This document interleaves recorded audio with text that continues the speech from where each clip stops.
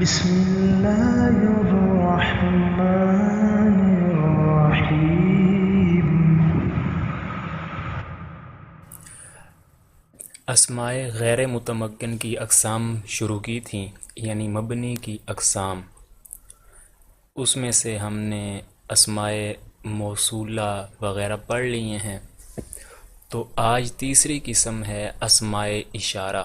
یہ بھی مبنی ہوتے ہیں، یعنی ان کا اعراب نہیں بدلتا۔ اسماء اشارہ جیسے اردو کے اندر ہم کہتے ہیں یہ، وہ لڑکا، یہ چیز، یہ اسماء اشارہ کہلاتے ہیں۔ اسماء اشارہ دو طرح کے ہوتے ہیں، ایک ہوتا ہے کسی قریب چیز کی طرف اشارہ کرنے کے لیے، اور دوسرے ہوتے ہیں دور والی چیز کی طرف اشارہ کرنے کے لیے۔ تو قریب کی طرف اشارہ کرنے کے لیے جو الفاظ استعمال ہوتے ہیں وہ اشارہ قریب کہلاتے ہیں، اور دور والی چیز کی طرف جو اشارہ کرنے کے لیے الفاظ استعمال ہوتے ہیں انہیں اشارہ بعید کہتے ہیں۔ قریب کے لیے 5 الفاظ استعمال ہوتے ہیں اور بعید کے لیے بھی 5 الفاظ استعمال ہوتے ہیں۔ البتہ اس کے اندر یہ کیٹیگریز ہیں کہ جب مذکر چیز ہو تو اس کے واحد کے لیے ھذا استعمال ہوتا ہے جو کہ ایک ہی ہے، اور اگر دور کسی مرد کی طرف اشارہ کرنا ہو یا مذکر مرد کی طرف یا کوئی مذکر چیز ہے تو اس کے لیے ذالی کا استعمال ہوتا ہے، یہ بھی ایک ورڈ ہے۔ اور اگر 2 مردوں کی طرف اشارہ کرنا ہو جو قریب ہیں تو اس کے لیے ھذانی استعمال ہوتا ہے۔ اگر دور والے 2 مردوں کی طرف یا کوئی بھی مذکر چیز کی طرف اشارہ کرنا ہو تو اس کے لیے ذانی کا استعمال ہوتا ہے، اور ھذہ اس وقت استعمال ہوتا ہے جب قریب کسی عورت کی طرف اشارہ کرنا ہو اور تل کا ایک دور والی عورت کی طرف اشارہ کرنے کے لیے استعمال ہوگا۔ اگر عورت دور ہو تو ہم کہیں گے تلک المرأہ، وہ عورت۔ ہاتانی جو ہے یہ قریب والی 2 عورتوں کی طرف استعمال ہوگا، اور تانی کا دور والی 2 عورتوں کی طرف استعمال ہوگا۔ اور ہاؤلائی جو ہے یہ قریب کے لیے استعمال ہوگا، خواہ مرد ہوں یا عورتیں ہوں۔ بہت سی عورتیں قریب ہوں تو ہم کہیں گے ہاؤلاء النساء، یہ عورتیں، اور اگر بہت سے مرد بیٹھے ہوں تو ہم کہیں گے ہاؤلاء الرجال، یہ قریب والے مرد۔ اور دور کے لیے اولائی کا استعمال ہوتا ہے، وہ خواہ مرد ہوں یا عورتیں ہوں۔ عورتیں دور ہوں تو ہم کہیں گے اولئک النساء، اور مرد دور ہوں تو بھی ہم کہیں گے اولئک الرجال، وہ مرد۔ تو یہ کہلاتے ہیں اسماء اشارہ۔ 5 اوپر والے قریب کے لیے استعمال ہوتے ہیں، اور نیچے والے اشارہ بعید ہیں جو کہ آپ کے سامنے موجود ہیں۔ آگے چھوٹی سی بات یہ بتا رہے ہیں کہ جب ہم کہتے ہیں ذالک الرجل، بالفرض ہم کہتے ہیں ذالک الرجل، ذالک آپ نے پڑھ لیا، یہ دور والے کے لیے استعمال ہوتا ہے، وہ مرد۔ اب وہ کا معنی دے رہا ہے ذالک، اسے ہم کہیں گے اس میں اشارہ۔ اور اشارہ کس چیز کی طرف کیا جا رہا ہے؟ رجل کی طرف۔ رجل کی طرف اشارہ کیا جا رہا ہے، اسے کہیں گے مشارن الیہ، را کے اوپر تنوین آ جائے گی، مشارن الیہ۔ یہ نہیں کہ آپ را کے آگے نون لکھیں، اس طرح مشارن الیہ نہیں لکھنا، بلکہ را کے اوپر آپ نے تنوین ڈال دینی ہے، اس طرح پھر پڑھا جائے گا مشارن الیہ، لکھنا بھی یوں ہی ہے، نون الگ سے را کے بعد اس کا اضافہ نہیں کرنا۔ تو ذالک اس میں اشارہ ہو جائے گا، الرجل مشارن الیہ ہو جائے گا، معنی ہوگا وہ مرد۔ اور اسی طرح اگر عورت ہو، ھذہ مرأتو، جب حاضی المرأتو ہو گیا تو آپ کو پتہ چل گیا کسی قریب والی عورت کی طرف اشارہ ہے. تو اب ہم کہیں گے حاضی ہی اس میں اشارہ ہے، المرأتو مشار الیہ ہے. تو فائدے کے طور پہ لکھتے ہیں کہ جس کی طرف اشارہ کیا جائے اسے مشار الیہ کہتے ہیں. جیسے حاذ القلم نفیس، اس میں القلم مشار الیہ ہے. اب آپ کے ذہن میں اگلی بات یہ رہ گئی کہ ذالکہ کو ہم اس میں اشارہ کہہ لیں گے یا بالفرض ذالک القلم والی مثال لے لیتے ہیں جو کتاب میں دی ہے، ذالک القلم نفیسن. اب آپ لوگوں کے ذہن میں ایک بات یہ رہ گئی کہ ٹھیک ہے ہم ذالکہ کو کہہ دیں گے اس میں اشارہ اور القلم کو کہہ دیں گے ہم مشار الیہ، لیکن یہ ترکیب میں آگے پھر کیا بنیں گے؟ تو یہ جو اس میں اشارہ مشار الیہ ہیں یہ مل کر بن جائیں گے مبتدا. آپ کہیں گے اس میں اشارہ مشار الیہ مل کر کے مبتدا بن گئے اور نفیسن یہ خبر بن گئی. مبتدا خبر مل کر کے جملہ اسمیہ ہو جائیں گے. جب جملہ اسمیہ ہو جائیں گے تو پھر آپ ترجمہ کیسے کریں گے؟ جملہ اسمیہ کا ترجمہ یہی تھا کہ آخر میں ہے ہو میں سے جو مناسب ہو وہ لگا دیا جاتا ہے. تو اب آپ دیکھیں ذالک القلم کا آپ نے معنی کیا وہ قلم، نفیس نفیس آخر میں ہے لگا دیں، عمدہ ہے، نفیس بمعنی عمدہ. اس طرح اس کی ترکیب ہو جائے گی. تو یہ جملہ لکھا ہے حاذ القلم، کتاب میں مثال ہے کوئی مسئلہ نہیں ہے، یہ قلم نفیس عمدہ ہے، اس میں القلم مشار الیہ ہے.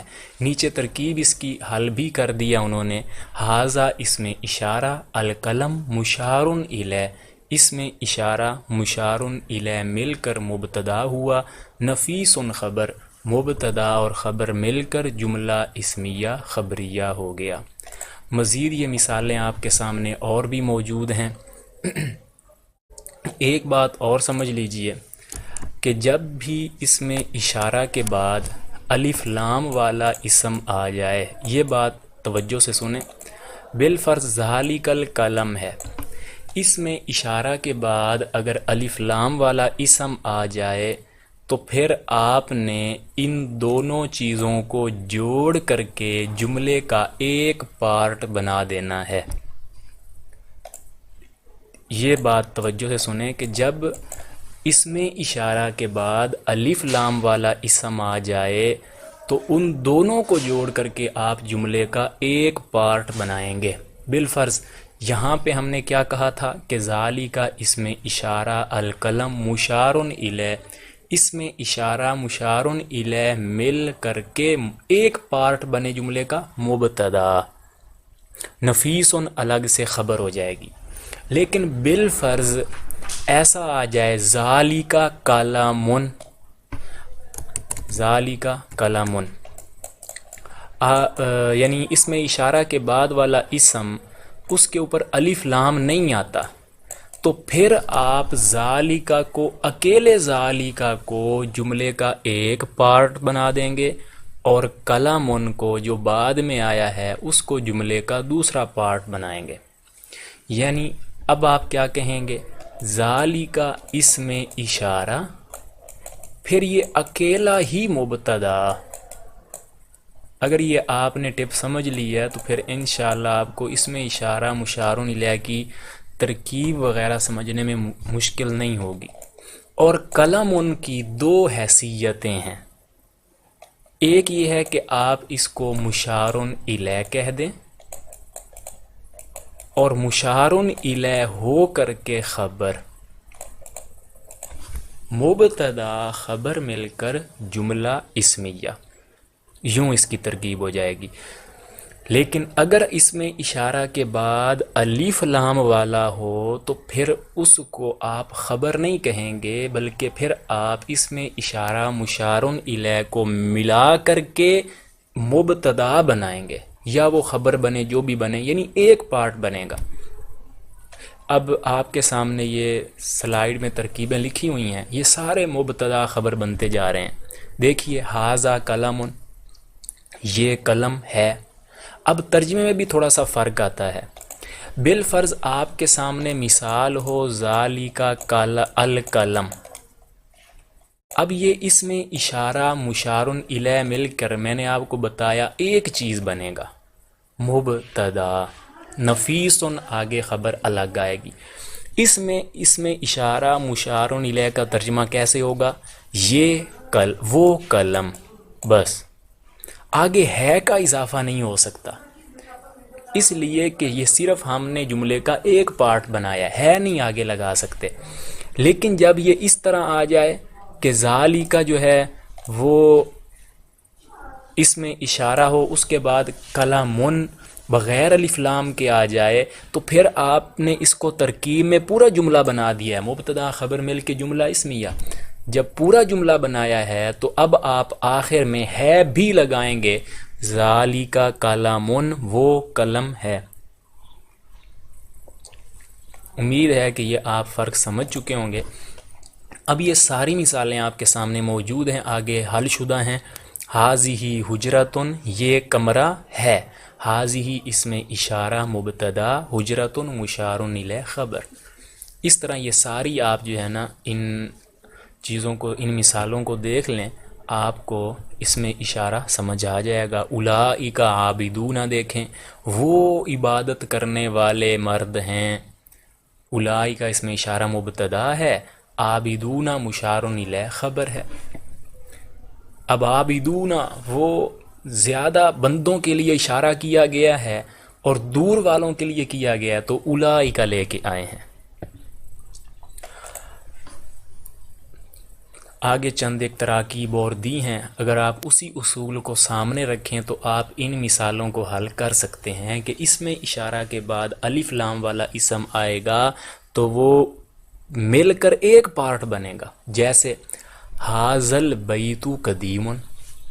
اب آپ ترکیب کریں گے، ھذا اس میں اشارہ، البیت مشار الیہ، اس میں اشارہ مشار الیہ مل کر مبتدا قدیم خبر، مبتدا خبر مل کے جملہ اسمیہ۔ ھذا البیت یہ گھر، قدیم پرانا، آخر میں ہے لگا دیں چونکہ جملہ اسمیہ ہے، یہ گھر پرانا ہے۔ ھؤلاء اخوان سعید، ھؤلاء اس میں اشارہ، اس اکیلے کو آپ مبتدا کہیں گے کیونکہ بعد والا الف لام والا اسم نہیں ہے، اور اخوانو مضاف، سعید مضاف الیہ، مضاف الیہ مل کر کے خبر۔ مضاف الیہ کیسے ہیں؟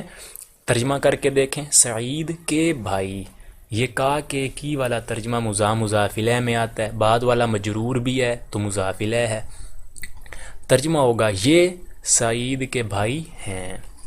ھذہ المرأۃ صالحۃ، یہاں آپ کہیں گے ھذہ اس میں اشارہ، المرأۃ مشار الیہ، اس میں اشارہ مشار الیہ مل کر، دونوں مل کر ایک پارٹ مبتدا، صالحۃ خبر، یہ عورت نیک ہے۔ ھاتان البنتانی، ھاتانی دو کے لیے استعمال ہوتا ہے، بنتانی دو لڑکیاں، اختانی بہنیں ہیں۔ ھاتانی اس میں اشارہ، البنتانی مشار الیہ، اس میں اشارہ مشار الیہ مل کے مبتدا، اختانی خبر۔ اولئک اس میں اشارہ مبتدا، طلاب المدرسہ مضاف الیہ مل کر خبر، تو مبتدا خبر مل کے جملہ اسمیہ۔ اس میں اشارہ اولئک وہ طلاب المدرسہ، مضاف الیہ والا ترجمہ کریں، مدرسے کے طالب علم، آخر میں ہیں لگا دیں، ہیں کیونکہ جملہ اسمیہ ہے۔ تو امید ہے کہ آپ کو اسماء اشارہ سمجھ آ چکے ہوں گے، ان کا استعمال بھی آپ کو سمجھ آ چکا ہوگا۔ رب زدنی